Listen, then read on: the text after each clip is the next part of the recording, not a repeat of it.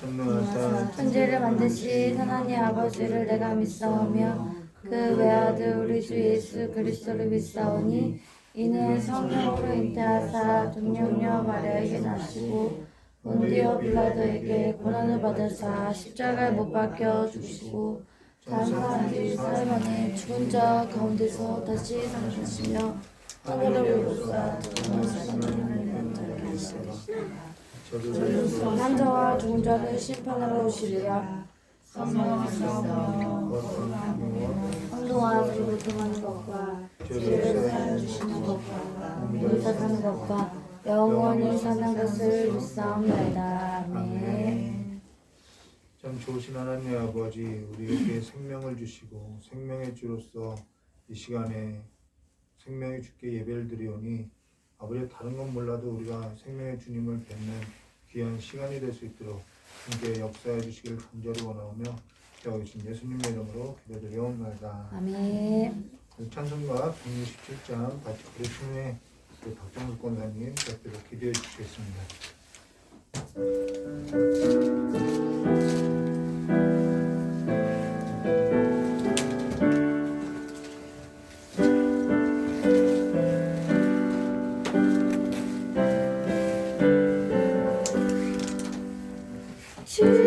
즐겁도다 이날 세세의 알마 사망 곳에 깨고 하늘이 열려 죽은 자 다시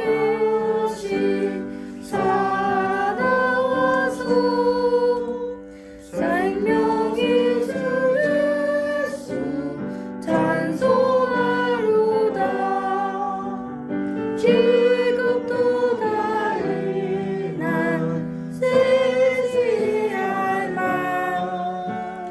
사망 곳에 깨고 승리하셨네. 부활하신 주님 나타나시니 정의던 물들도 새 입을 벗네. 꽃은 만발하고 잎은 우거져 승리하신 주를 찬송하로다. 즐겁도다 이날 세세의 알마 사망 곳에 깨고 승리하셨네. 생명의 주 예수 죽음 이기고 무덤 문을 깨열고 살아나셨네.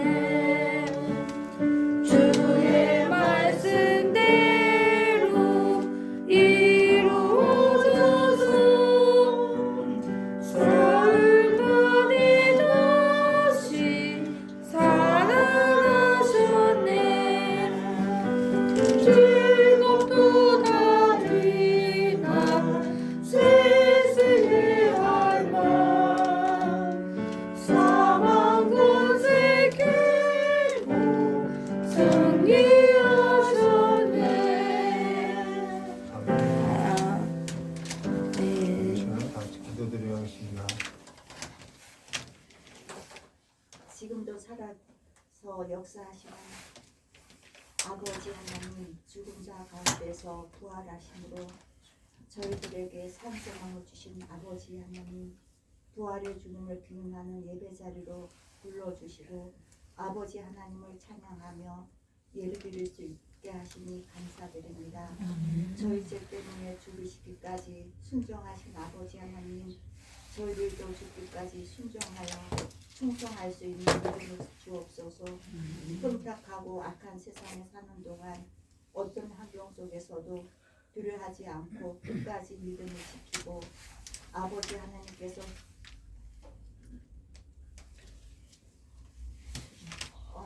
저에게 내주신 믿음 각자에게 내신 길을 산소망이신 예수 그리스도를 붙잡고 자로나 우로나 치우치지 않도록 아버지 하나님을 악망하는 자가 되어 아버지 하나님께서 부어주시는 새 힘으로 일어서게 하옵소서. 아멘. 사랑의 아버지 하나님, 화재로 인하여 가족과 재산을 잃은 이재민들을 위로해 주시고 아멘. 이번 화재로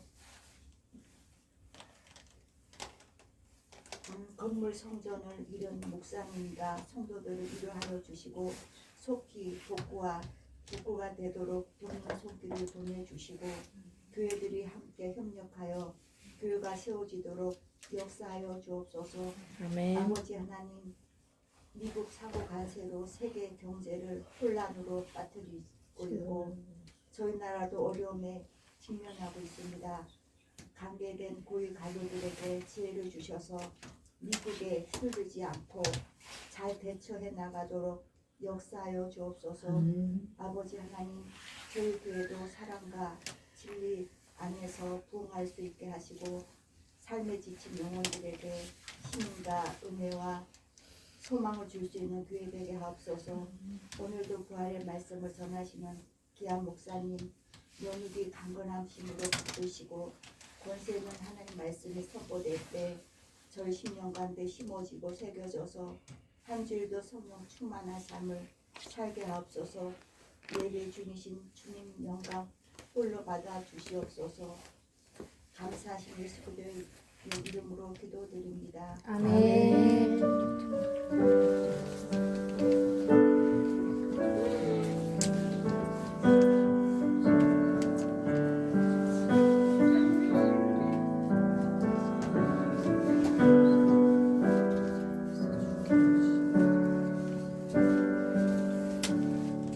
감사합니다. 우리 함께 나눈 하나님 말씀 학계 2장 10절에서부터 23절입니다. 학계 2장 구약성경 학계 2장 10절에서부터 23절까지입니다.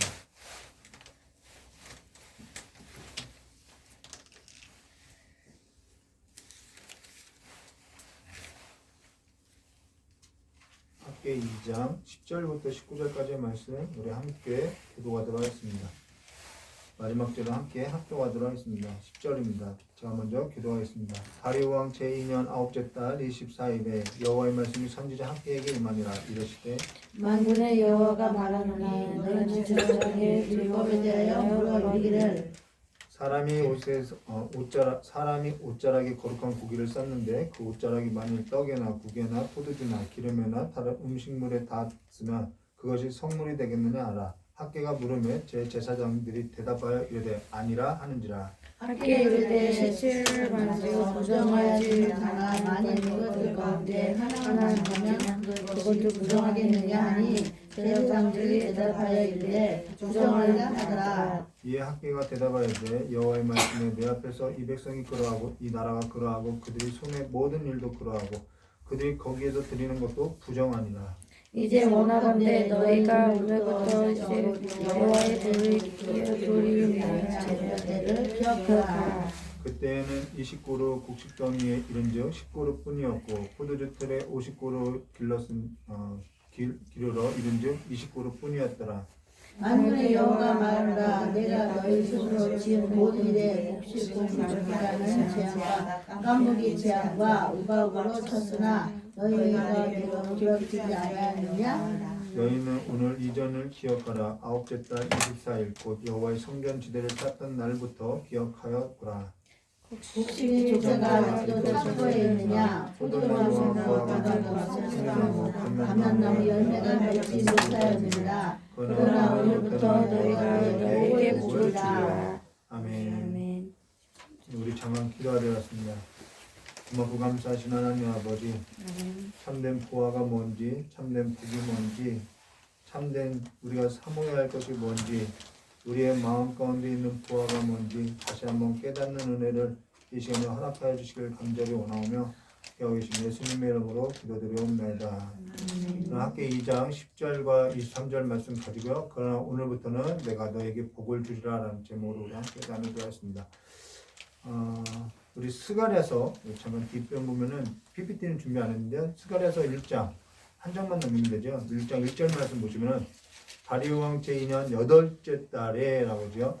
바로 이 한 달 전, 지금 9월 달이라고 하는데요. 이 한 달 전에 스가랴 선지자가 함께 활동한 것을 알 수 있죠.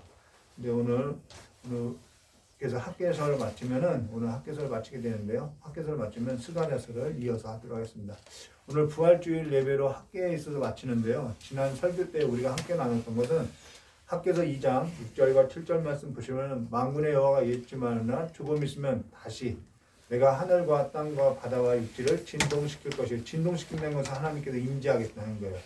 또한 모든 나라를 진동시킬 것이며 모든 나라의 보배가 이르니니 여기서 보배는 사모하는 것이라 했죠. 내가 이 성전의 영광이 충만하게 하리라 만군의 여호와의 말이니라. 우리 여기 있어서 함께 나눴다는 건 근데 여기 모든 나라의 보배가 이르라 할 때 보배라는 것은 모든 나라에 사모하는 것.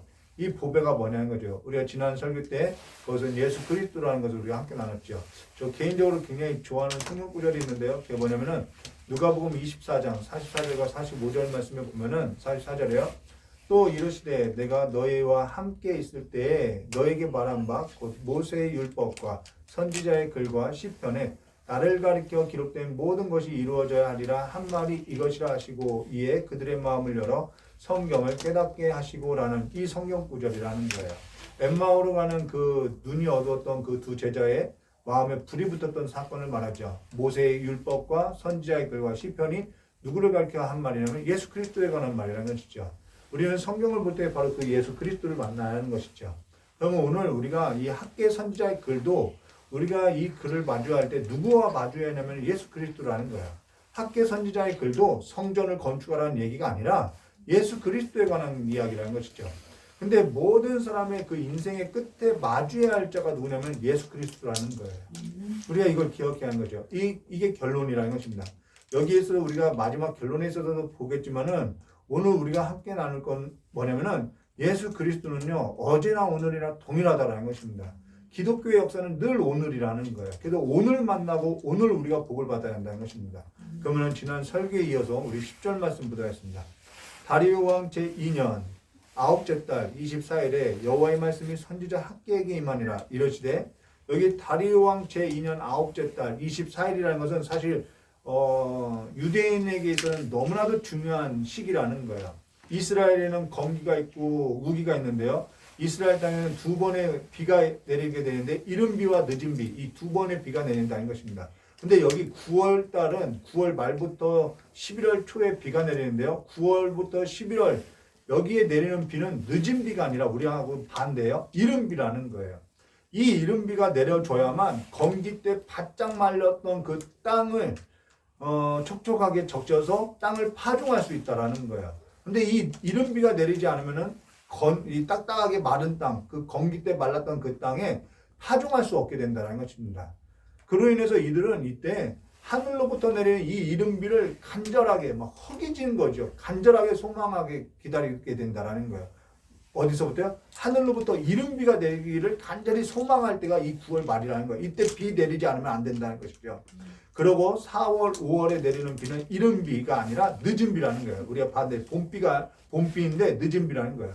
이때는 늦은 비가 내리지 않으면 수확할 수가 없어요. 늦은 비가 내려야만 이 곡식을 거두고 열매가 무르익기 전에 한번 풍성하게 한번 적셔줘야만 이들이 또 이 무화과나 이 포도나 이 모든 것이 무르익게 된다는 것입니다. 근데 지금 이 9월은 어떠한 시기보다도 굉장히 중요한 시기라는 거죠. 이들은 하늘만 바라보고 있는 시기라는 거예요. 하나님께로부터 복을 받기를 원하는 이 시기라는 것이죠. 지금 다리오 왕 제2년 9째 달 24일에라는 것은 이들에게서는 무엇보다도 하늘로부터 이른 비가 내리길 간절히 허기진 상태로서 소망할 때라는 것입니다. 그때 여호와께서 학계 선지자에게 임하여서 학계 선지자에게 메시지를 줬다는 것입니다. 그 메시지가 뭔지 두 가지 질문인데요. 11절 말씀 보도록하겠습니다.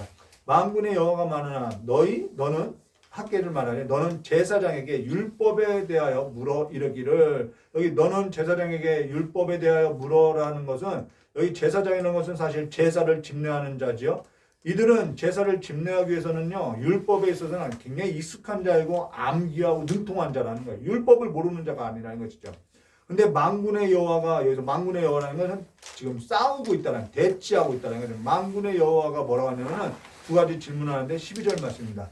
사람이 옷자락에 거룩한 고기를 쌌는데 그 옷자락이 만일 떡에나 국에나 포도주에나 기름에나 다른 음식물에 닿았으면 그것이 성물이 되겠느냐 하라. 학계가 물음에 제사장들이 대답해야 돼 아니라 하는지라. 이들 율법을 알아요. 레위기서를 알아요? 당연히 아니죠. 자, 여기 거룩한 여기 옷자락이 있어요. 이게 거룩한 고기라고 하면은 이 거룩한 고기를 이 옷자락에 쌌어요. 그리고 나서 이 옷자락을 가지고 다른 곳에 대면은 그것이 다한 것이 선물이 되겠냐는 거예요. 당연히 안 되는 거죠. 오늘날 뭐죠? 수건 사역이니 이런 사역을 하는데 그거 말도 안 되는 소리죠. 거룩한 고기가 있는데 그걸 옷자락에 쌌는데 그 거룩한 고기를 쌌던 그 옷자락을 만일 다른 어떠한 것에 있어서 닿게 됐을 때 그 물건이 선물이 되겠냐는 거예요. 거룩하게 되겠느냐, 온전하게 되겠느냐, 이때 아니다라고 하고 있다는 것입니다. 그러면 이것이 맞는 얘기냐? 예, 맞아요. 율법과 레위기법에 보면, 제사법에 보면은 거룩한 고기를 쌌던 그 물건이 다른 것을 닿는다고 해도 그것이 선물이 될 수 있는 것이 아니라는 것입니다. 그러면은 이게 율법이라는 거예요. 거룩한 것을 가지고도 거룩하게 할 수 없는 것이 율법이라는 거예요. 온전하게 할 수 없다는 것입니다. 그러면 13절 말씀 보도록 학계가 이르되 시체를 만져서 부정하여진 자가, 맞죠? 시체에 닿으면 부정하게 되는 거죠. 시체를 만져서 부정하여진 자가 만일, 이게 죄의 오염성이에요. 만일 그것들 가운데 하나를 만지면 그것이 부정하겠느냐니 제사장들이 대답하여 이르되 부정하여지라. 이건 맞아요. 부정하게 되는 거예요. 시체가 있는데 시체를 만진 자가 부정하게 되죠. 부정을 입는 거예요. 근데 그가 다른 걸 만지게 되면 또 그것마저도 부정하게 된다. 부정하게 되는 거예요. 그러면 이게 맞냐? 맞는 거예요. 정리하면은 거룩한 것은 거룩한 것이 정가가 되지 않아요. 이게 율법이에요. 근데 부정한 것은 부정한 것이 정가가 된다는 것입니다. 여기 시체라는 것은 무엇을 의미하면 죄의 결과라는 거예요. 죄의 싹은 사망이죠. 모든 사람이 죽는 것은 죄의 결과라는 것입니다. 죄의 숙성은 정가에 있다라는 것이죠. 전염병과 같다라는 것입니다. 어리묻는 거예요. 만약에 제가 요즘 이제 전염병의 시대인데요. 제가 전염병에 걸리지 않았다고 해서 전염병에 걸린 사람을 만졌을 때 그 전염병에 걸린 사람이 낫느냐? 그렇지 않죠. 도리어 전염병에 걸리지 않았던 제가 전염병에 걸리게 된다라는 거예요. 감기도 마찬가지예요. 그러니까 서로 조심해야 하는 이유가 바로 여기 있는 거죠. 이게 율법이라는 거예요. 근데 지금 여호와께서 이걸 제사장에게 학계로 하여서 질문하게 한 의도가 있다는 것입니다. 질문 가운데는 늘 의도가 있죠. 왜 이것을 질문하게 했냐는 거예요. 그러면 여호와께서 이런 질문을 던진 이유가 뭐냐는 거예요. 여기에 있어서 14절 말씀 볼게요. 이에 학계가 대답하여 이르되 여호와의 말씀에 내 앞에서 이 백성이 그러하고 이 나라가 그러하고 그들의 손의 모든 일도 그러하고 그들이 거기에서 드리는 것도 부정하니 이들이 하는 건 다 부정하다라는 거예요. 그들 손에 있어 모든 일, 그들이 거기서 드리는 모든 것이 부정하다는 거예요. 그러면서 여호와께 드리고 제사를 드리고 있다는 것이죠. 그러면 제사가 부정하냐? 제사는 부정한 것이 아니에요. 제사와 율법은 부정한 것이 아니에요. 제사라는 것은 하나님께서 정한 거룩한 형식이고 성물이라는 거예요. 제사 자체라는 것은 굉장히 거룩한 형식이라는 거예요. 거룩한 형식을 지닌 이 거룩한 제사라는 것이죠. 근데 여기 여호와의 말씀이 뭐냐면 내 앞에서 이 백성이 그러하고 이 나라가 그러하라는 것은 사실 하나님께서 자주 표현하는 이 사용 방식이 아닌데 이 나라, 이 백성이라고 표현할 때는 하나님은 굉장히 심기가 매우 불편하다라는 거예요. 그러면 하나님께서 심기가 매우 불편해서 지금 질문을 하고 있는데 무엇으로 인해서 불편하냐? 지금 하늘로부터 내릴 단비를 소망하는 하늘만 바라보고 있는 이들에게 학계 선지자를 통해서 이런 얘기를 하게 하냐는 거예요. 그거는 이들의 삶에 있고요. 이들의 중심에 있고요. 이들의 변화되지 않는 모습에 있다라는 거예요. 이건 우리에게도 마찬가지라는 거예요. 이건 너무나도 중요한 문제라는 거예요. 학계 선지자의 글이 길지 않아요. 그런데 이 학계 선지자는요, 매우 강력한 메시지를 전진다라는 거예요. 불의 사자라고 할 만큼 이 성도들의 삶에 불을 던지는 선지자라는 것이죠. 전에 우리가 같이 봤던 성경 구절 볼까요? 그러면 왜 이런 말씀을 하시는지 학계서 1장 1절부터 11절 말씀인데요. 여기에 잘 나타나 있다는 것입니다. 3개월 전에 이들에게 학계를 통해서 말씀하셨는데 이들이 3개월 지나서도 여전히 변화가 없다라는 거예요. 자, 1절 말씀 볼게요. 학계서 1장 1절. 다리오 왕 제2년 여섯째 달 3개월 전이에요. 곧 그 달 초하루에 여호와의 말씀이 선지자 학기로 말미암아 스알디아의 아들 유다 총독 스룹바벨과 여호사닥의 아들 대제사장 여호수아에게 임하니라. 이랬을 때 만군의 여호와가 이같이 말하여 이르노라. 이 백성이 말하기를 여호와의 전을 건축할 시기가 이르지 아니하였다 하느니라. 우리 표면적으로는 성전 건축에 방해가 있었지만 이들의 내심이 여지없이 들통났다는 것이죠. 본심이 들통난 거죠. 하나님의 일보다는 자기 일이 먼저라는 거예요. 3절과 5절 있죠. 여호와 말씀이 선지자 학계에게 임하여 이르시되 이 성전이 황폐하거늘 너희가 이때 편박한 집에 거주하는 것이 옳으냐. 그러므로 이제 만군의 여호와가 이같이 말하느라 너희는 너희 행위를 살필지어다 라는 거예요. 삶에 있어서 중심에 있어서 변하지 않고 삶에 있어서 중심에 있어서 우선순위가 하나님의 나라가 아니라 자기 삶이라는 거예요. 자기 집이라는 거예요. 자기 먹고 사는 것, 늘 자기가 입고 사는 것, 그거 여기에만 몰입되어 있다는 것이죠. 그것만 몰입되어 있다는 것입니다. 그러고 나서 6절과 7절, 11절이죠. 너희가 만일 뿌릴지라도 수확이 적으며 먹을지라도 배부르지 못하며 마실지라도 흡족하지 못하며 입어도 따뜻하지 못하며 일꾼이 싹을 받아도 그것을 구멍 뚫어진 전대에 넣음이 되었느냐. 우선순위가 바뀌지 않아요. 늘 이렇게 새어나가는 삶이 우리가 주변에서도 볼 수 있죠. 7절에요. 만군의 여호와가 말하느라 너희는 자기의 행위를 살필지어다. 말은 많아요. 근데 우리의 본심을 살펴야 하는 거죠. 8절에요. 너희는 산에 올라가서 나무를 가져다가 성전을 건축하라. 그리하면 내가 그것으로 말미암아 기뻐하고 또 영광을 얻으려 여호와가 말하였느니라. 너희가 많은 것을 팔았으나 도리어 적고 너희가 그것을 집으로 가져갔으나 내가 불어버렸느냐. 나 만군의 여호와는 말하느라. 이것이 무슨 까닭이냐. 내 집은 황폐하시되 너는 각각 자기 집을 짓기 위하여 빨랐습니다. 그러므로 너희로 말미암아 여기서 나오죠. 하늘은 이슬이 그쳤고 이게 이른 비와 늦은 비라는 거예요. 하늘은 이슬이 그쳤고 땅은 산물이 그쳤고 내가 이 땅과 산과 곡물과 새 포도주와 기름과 땅의 모든 소산과 사람과 가축을 손으로 수고하는 모들의 재난을 내렸다. 한재를 들게 하였다라는 거예요. 그러면서도 이들은 거룩한 제사, 거룩한 형식이 띈 이 예배에 나와서 이 드리는 예배가 이들의 삶은 이런데 이들의 우선순위는 바뀌지 않았는데 이들이 말하는 그 거룩한 제사, 거룩한 형식을 뜬 예배에 나와서 드리는 이 예배가 거룩하겠냐는 거예요. 부정하다는 것이죠. 삶에서도 중심에서 변화가 없는 예배 거룩하겠냐는 거예요. 사실 막 우리가 예배 가운데 뜨겁게 드리는 예배, 열정을 있는 예배, 헌신 있는 예배, 삶에서도 중심에서 변화가 없는 예배 이거 거룩하겠냐는 거예요. 어떤 일에도 어릴 때부터 빠지지 않고 드렸던 이 예배가 거룩한 절차와 형식을 띈 이 예배가 하나님께서 정하신 이 예배에 있어서 우리 삶이 없이 드려지는 이 예배가 온전한 예배가 될 수 있겠냐는 거예요. 이들은요 하늘로부터 내리는 단비를 간절히 소망을 하고 있으나 거룩한 제자에 있어서 형식은 지키고 있으나 하나님께 보실 때는 합당한 예배, 거룩한 예배가 될 수 있느냐? 하나님께서는 그 모든 예배가 부정했다라는 거예요.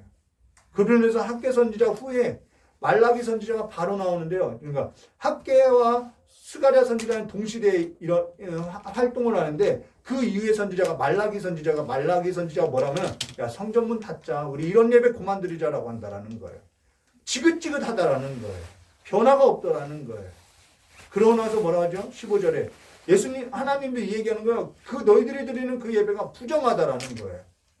15절에요. 이제 원하건대 너희는 오늘부터 이전 곧 여호와의 전에 돌이 돌 위에 놓이지 아니한 때를 기억하라. 성전이 16년간 중단되었던 너희들의 행위를 기억해 보라는 거예요. 생각해 보라는 것이죠. 너희의 삶을 좀 보라는 것이죠. 그러고 나서 16절에요. 그때는 20고루 곡식더미에 이른즉 10고루뿐이었고 포도주에 50고루를 기르러 이른즉 20고루뿐이었느니라 라고 말하죠. 이건 뭐냐면 사실 우리가 100원 하나 아낀다고 해서 부자가 되나? 부자 되는 거 아니에요. 몇천 원 아낀다고 부자 되는 건 아니에요.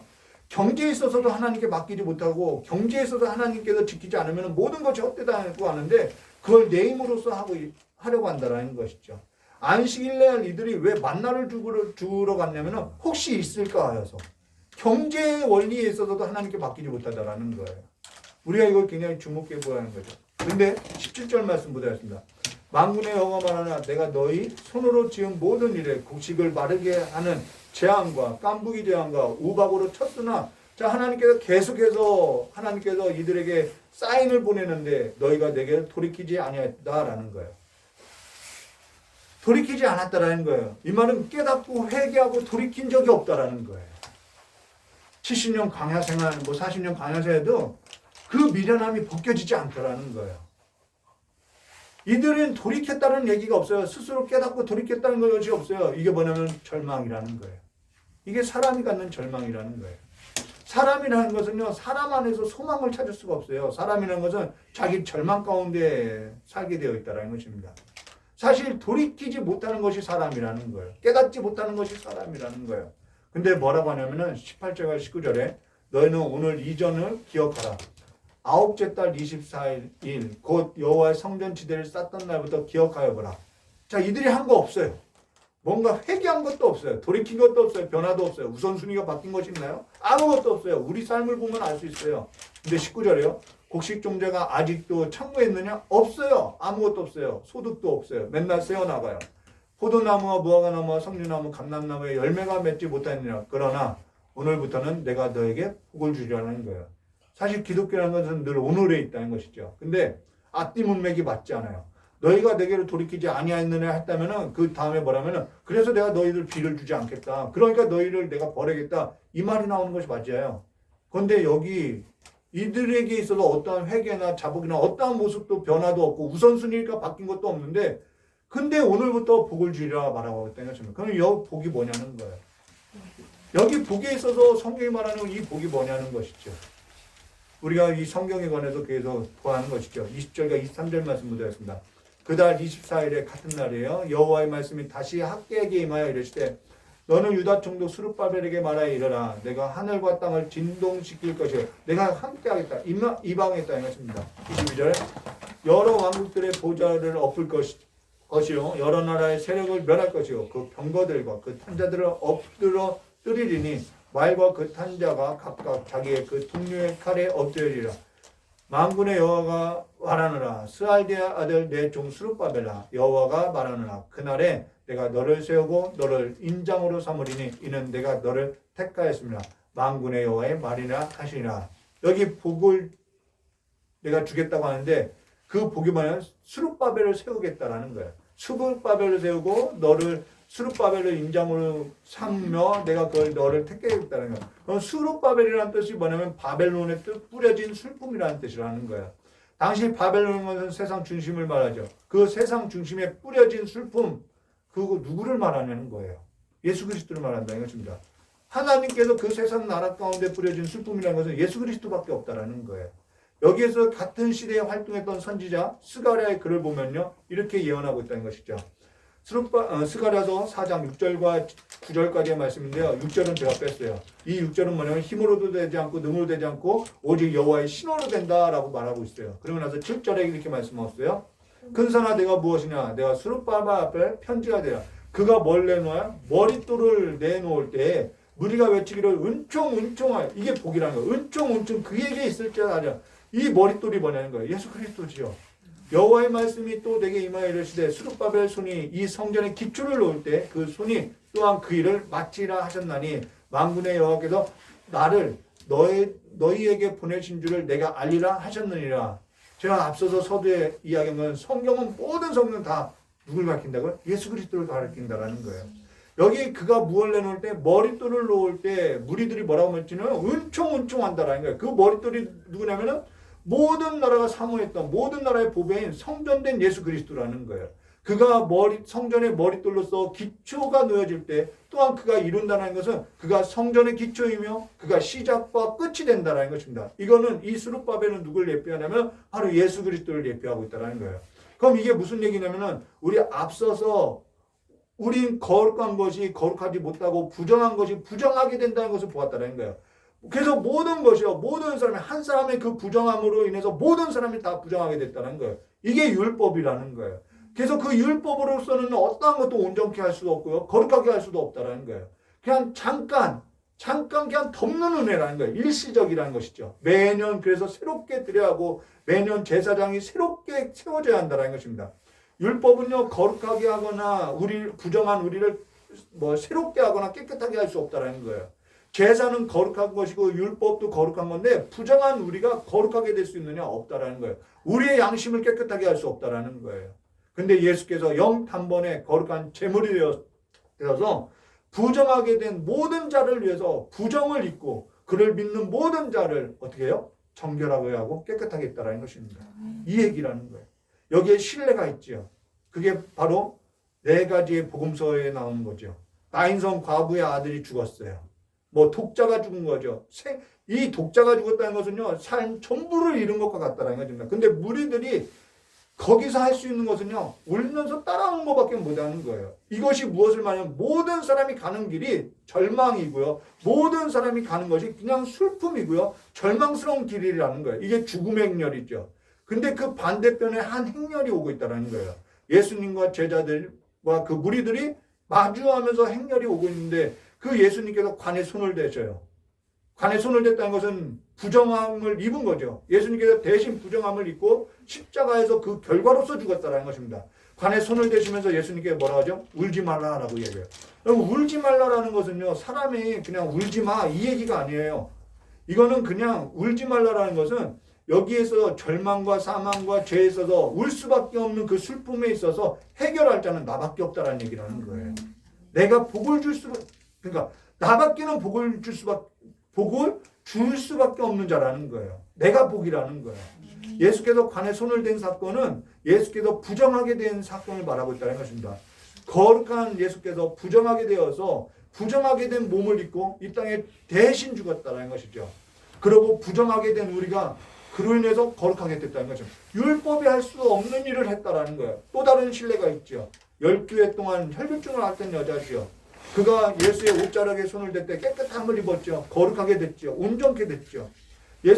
예수께서 그가 자기의 옷자락에 손을 댄 것에 있어서 모른 척하지 않았어요. 내게서 능력이 빠져나왔다는 것은 내 자랑하려는 것이 아니라 누가 내게 손을 댄 자가 있다 할 때 무리들은 몰랐어요. 누가 손을 대냐고 하였죠. 그때 예수님께서 그 여자를 불러세워요. 무리 가운데 불러세요. 이건 면박을 주려는 것이 아니라 교회라는 것은 그렇게 하나님께로부터 예수님께로부터 부름을 입은 자라는 거예요. 이게 교회라는 거예요.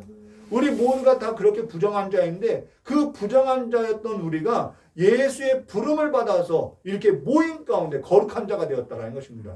이건 예수밖에 할 수 있는 일이 아니라는 거예요. 진정한 복이 뭐죠?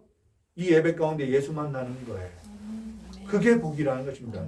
매년 드려지는 제사, 율법으로서 내 의로서 거룩하거나 내가 온전하다고 할 수 있는 자는 아무도 없다라는 거예요. 오늘부터 내가 너에게 복을 주리라는 것은 십자가의 사건, 부활의 사건은 먼 얘기가 아니라 오늘 우리에게 복이 된다는 것입니다.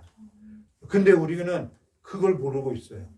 오늘도 이 십자가의 사건과 이 부활의 사건은 누군가에게는 복이 될 수 있다는 거예요. 옛날 사건이 아니라는 것이죠. 예수를 만나면요, 거룩한 제사로서요, 거룩한 삶으로서요, 살아간다라는 거예요.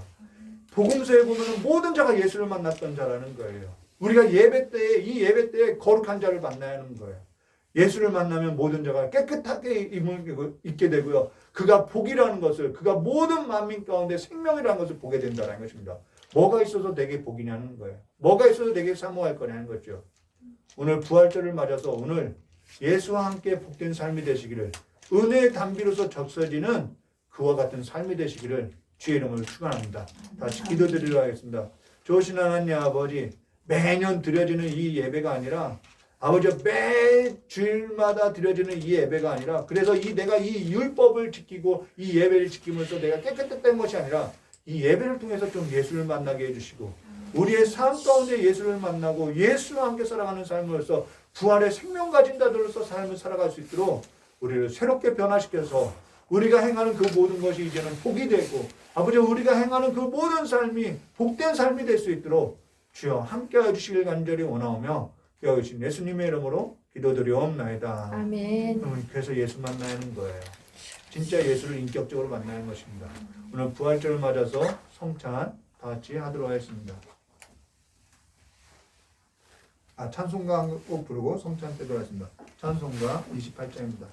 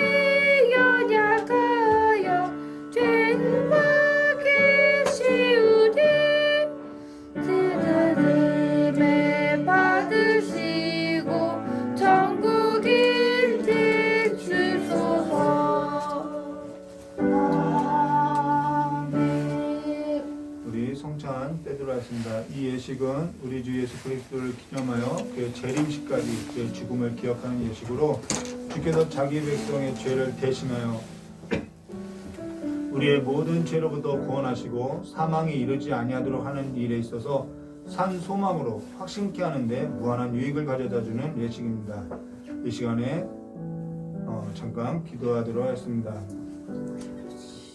우리 주 예수 그리스도께 잡히시던 밤 떡을 가지고 축사하시고 떼어 주셨던 것처럼 주의 이름으로 이 떡을 나눠 드리고자 하오니 우리를 위하여 십자가에 고난당한 주의 몸을 기념하여 주와 한 몸으로 죄에 대해선 죽고 이제는 하나님의 의에 대하여 살아가는 삶의 역사로서 부활의 생명으로서 일으켜 주시었고 주께서 하신 성경 말씀대로 영생을 얻는 삶으로서 일으켜 주시길 간절히 원하오며 예수님의 이름으로 기도드리옵나이다. 아멘. 이 시간에 분병하도록 하겠습니다.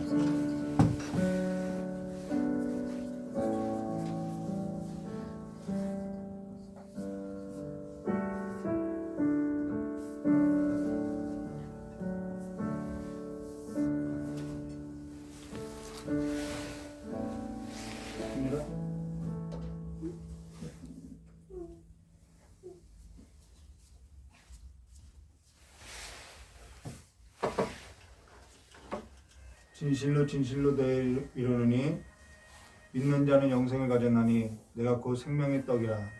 나는 하늘에서 내려온 살아있는 떡이니 사람이 이 떡을 먹으면 영생하리라. 내가 줄 떡은 곧 세상의 생명을 위한 내 살이니라 하시니라.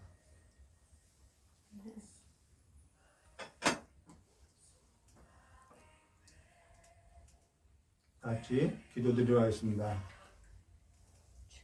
우리 주 예수 그리스도께서 식사 후 잔을 가지고 축사하신 후에 제자에게 주시며 이자는 내 피로 세운 새 언약이니 많은 사람의 죄를 사하기 위하여 흘리는 피니라.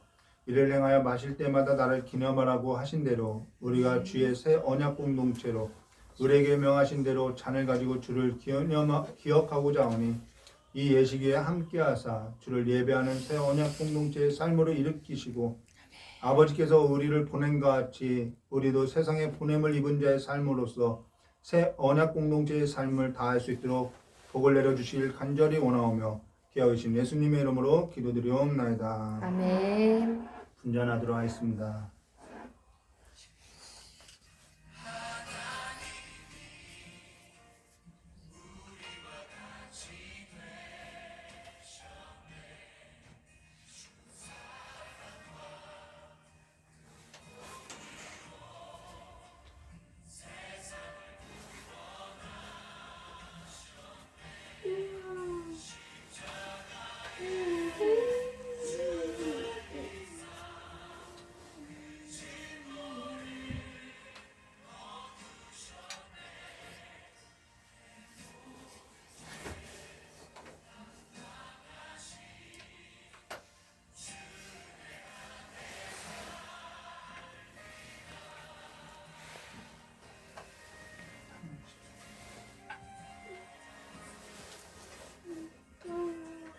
먹어.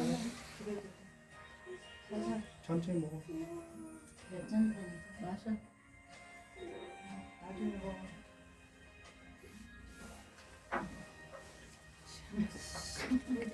애기 먹은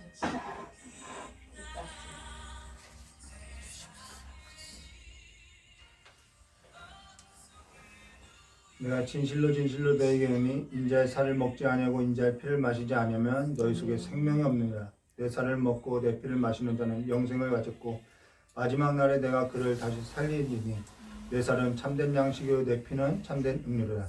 내 살을 먹고 내 피를 마시는 자는 내 안에 거하고 나도 그 안에 거하리니 살아계신 아버지께서 나를 보내심에 내가 아버지로 말미암아 사는 것 같이 나를 먹는 그 사람도 나로 말미암아 살리라. 아멘. 자, 기도하고 드려진 예물 위에 기도하고 이경희 목사님 나오셔서 축도로서 예배를 마치도록 하겠습니다. 우리가 주와 함께 살아가는 삶이 되고자 하오니 우리의 연약함을 불쌍히 여겨주시고 주의 자비와 긍휼하심으로써 우리를 주와 함께 일으켜 주시고 주와 함께 살아가는 삶으로서 살게 하여 주시옵고 끝날에 주의 집 영원한 집에 거하는 삶이 될 수 있도록 우리 모두를 그리스도와 한 몸 된 삶으로서 일으켜 주시길 간절히 원합니다.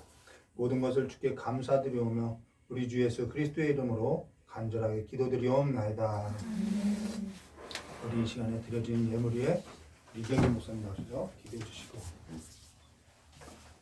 축도로서 예를 마치기로 하겠습니다.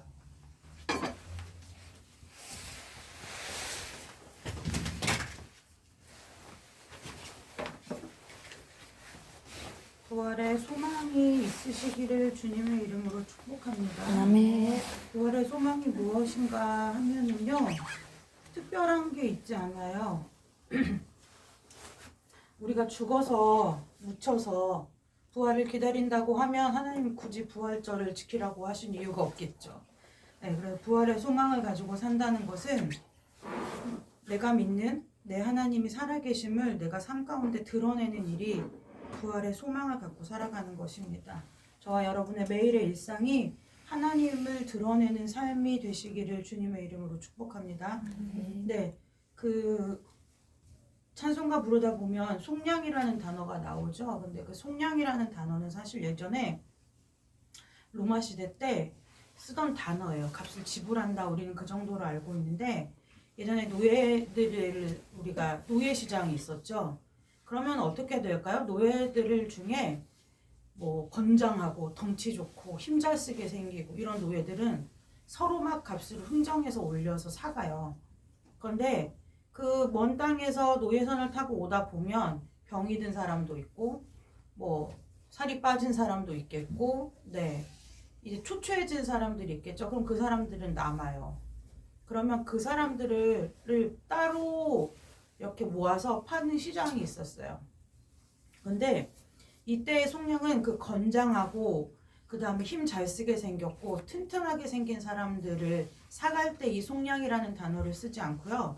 예, 그냥 정말 갖다 이렇게 버려도 시원치 않은 정말 노예로서도 가치 없는 그런 그 노예 시장에서 팔다 남은 예, 정말 찌끄럽기 같은 그런 사람들을 모아놓은 시장에서 돈 주고 값을 지불하고 데려오는 걸 속량이란 단어를 썼어요. 왜 그랬냐면 데리고 와도 이 사람을 노예로 쓸 수 있을지 없을지 모르는 거예요. 그러니까 그것이 어떻게 보면 노예를 사는 입장에서 보면 헛돈을 쓰는 일이 되는 거죠. 데려왔는데 죽을지 살지도 몰라요.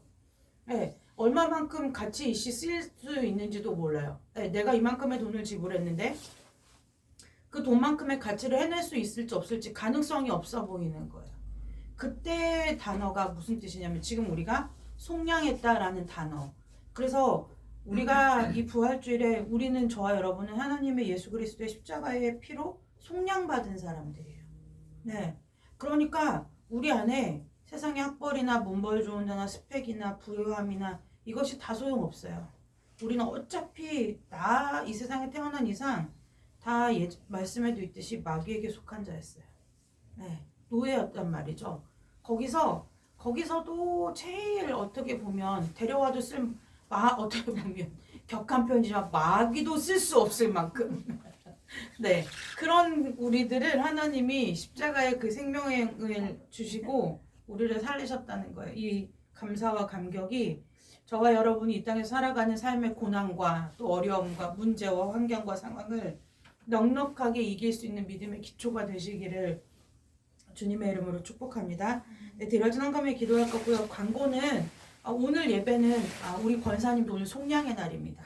식사 준비해서 속량시켜드려서 네, 우리 오늘 가서 맛있는 점심을 사 먹고요. 그 다음에 잠깐 축도하고 우리 지난주에 한 주 미루었던 회의 재정 보고도 하고 그 다음에 뭐 산불 피해 거기 지원하는 거 또 보육원 가는 거 이런 것들에 대해서 잠깐 상의하고 나서 점심 먹고 오늘은 부활의 감격을 가족들과 누리시기를 주님의 이름으로 축복하면서 2부 예배는 식사로 대신하도록 하겠습니다. 네, 드려진 헌금 위에 기도하겠습니다. 하나님 감사합니다. 감사라는 말로 부족합니다. 그렇지만 때때로 살면서 삶이 고단하고 또 문제가 나를 가로막고 상황과 환경을 쳐다볼 때에 아버지 앞에 드릴 감사와 감격보다는 불평과 불만과 원망이 많을 때가 더 더 많이 있었음을 이 시간에 주님 앞에 고백합니다. 하나님 아버지, 그럼에도 불구하고 우리를 끝까지 인내해 주시고 은혜 내려 주시고 우리에게 믿음 주셔서 하나님 아버지, 이 시간에 우리가 하나님의 것을 거룩하게 구별하여 11조로 드리고 또 주일 예물을 드리고 또 삶의 여러 가지 모양에 감사하여 감사 예물과 또 이 부활의 생명이 나의 생명됨을 기쁨으로 고백하며 감사 예물을 드립니다.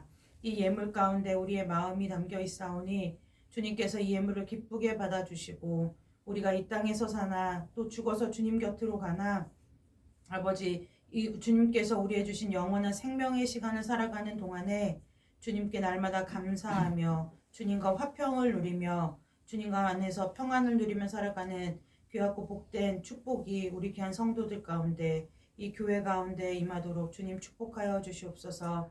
이 세상 살아가는 동안에 우리 귀한 성도들의 삶 가운데 아버지 어려움이 없게 하시고 설령 어려움이 있다 할지라도 믿음으로 날아오르게 하시며 또 손으로 재물 얻을 등을 허락하여 주시고 또 하나님 아버지 세상의 모든 환난과 풍파와 비바람 가운데서 우리 귀한 성도들의 삶과 또 가족과 자녀들과 또 손으로 하는 모든 일을 주의 날개 그늘 아래 품어주시고 주의 능하신 손과 펴신 팔로 보호하여 주셔서 아버지 이 땅에서 사는 동안 마름이 없게 하시고 부족함이 없게 하셔서 주님께서 주신 그 풍성함과 풍요함으로 말미암아 우리가 먹고 마시고 또 많은 사람들을 먹이고 살리고 또 주님께로 돌아오게 하는데 끝까지 쓰임받을 수 있도록 주님 축복하여 주시기를 간절히 원하오며 거룩하고 존귀하신 예수 그리스도의 이름으로 축복하며 기도드리옵나이다. 아멘.